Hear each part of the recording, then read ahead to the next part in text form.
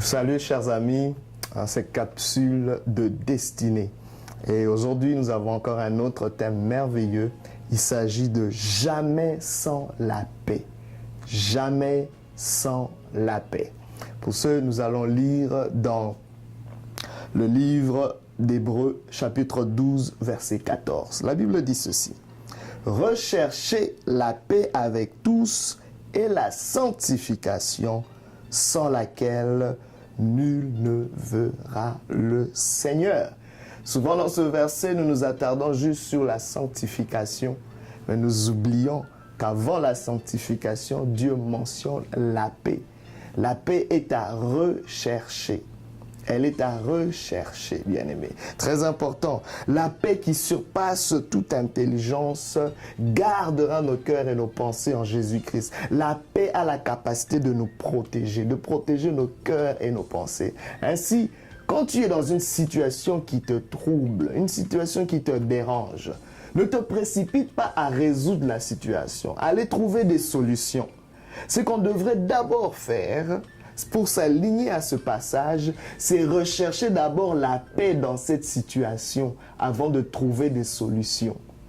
Très important, parce que quand nous cherchons cette paix, Dieu s'installe dans la situation. Parce que Dieu sera toujours là où il y a la paix. Et laissez-moi vous dire que la paix nous rend invulnérables devant tout ennemi. On ne peut pas écraser quelqu'un qui est en paix. La paix de Dieu, elle ne dépend pas des circonstances. Nous pouvons même avoir la paix au milieu des tribulations. Jésus-Christ a dit à ses disciples, je vous laisse ma paix, non pas comme le monde la donne. Mais il leur dit aussi, vous aurez des tribulations.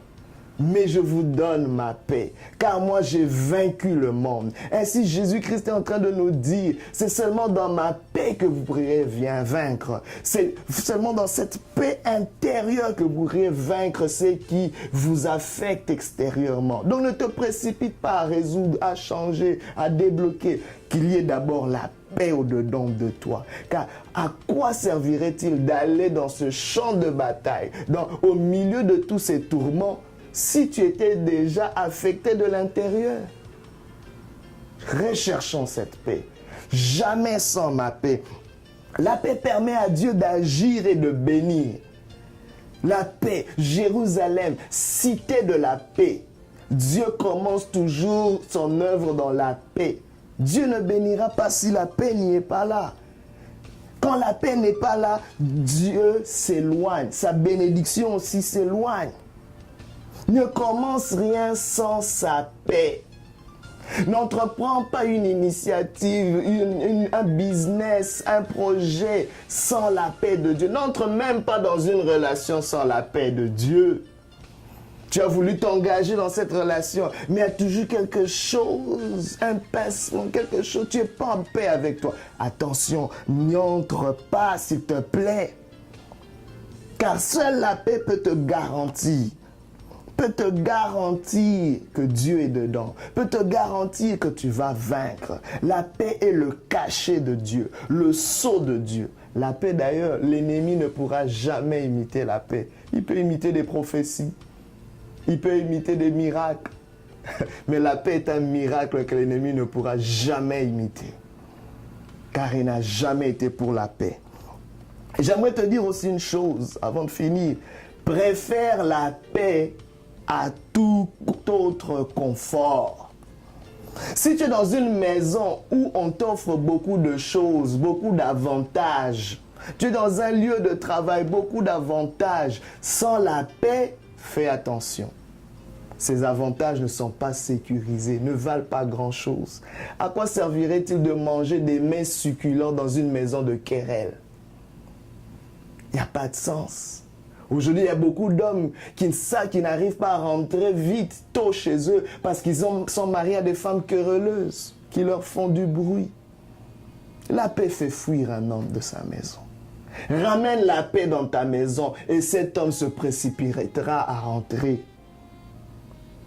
Ramène la paix dans ta maison et cette femme t'accueillera avec joie à chaque fois que tu reviens à la maison. Et regardez une chose que Jésus-Christ a dit à ses disciples. Il dit, allez de maison en maison. Mais si on ne vous reçoit pas, secouez vos pieds. Si on ne vous accorde pas la paix, secouez vos pieds et allez dans une autre maison.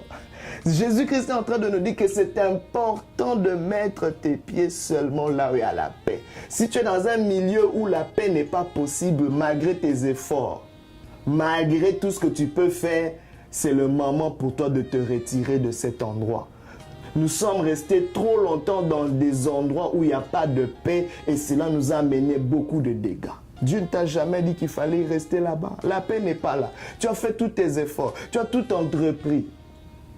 Pourquoi encore investir dans des gens qui ne veulent pas la paix? Toi, tu parles de paix, mais eux, ils te parlent de guerre. Recherchez la paix. Jamais sans la paix. Ainsi, je voudrais prier avec toi aujourd'hui, toi qui as le cœur troublé, toi dont la paix s'est éloignée, tu ne sais même pas par quoi, quel chemin retrouver la paix. Laissez-moi vous dire, la seule véritable paix se trouve dans le nom de Jésus. Ainsi, suis-moi dans cette prière. Seigneur Jésus-Christ, je crie à toi, toi qui es le prince de la paix, remplis mon cœur de la paix, remplis mon cœur de la paix. Je reçois ta paix dans le nom de Jésus. Je me confie en toi. Donne-moi ta paix, car Seigneur, tu veux échanger ma confiance à ta paix. Seigneur, merci pour ta paix que je reçois.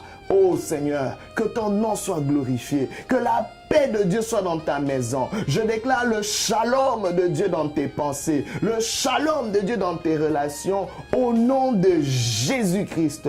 Sois en paix, va en paix, triomphe en paix, règne en paix. Car la cité dans laquelle nous sommes appelés à régner est une cité de paix, la Jérusalem céleste. Oh bien-aimé, combien j'aimerais que toi et moi, nous fassions partie de cela.